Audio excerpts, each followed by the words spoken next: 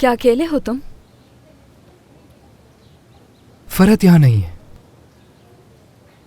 अरे तुम तो बहुत हसास हो गए हो। मैं उसके बारे में नहीं पूछ रही थी।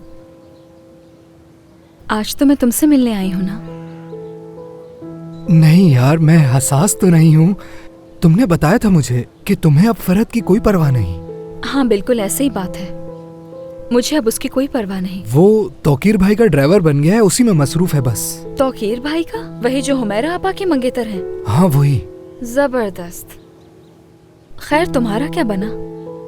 मुझे बताओ तो जरा यासिर, क्या तुम मुकाबला जीते या नहीं? हार गया। शुरुआत तो बहुत अच्छी हुई मेरी, लेकिन आखिर तक नहीं जा सका।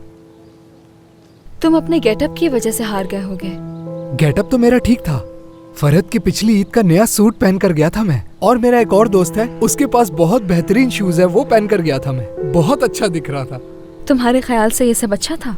क्या नहीं है? बिल्कुल भी नहीं यासिर।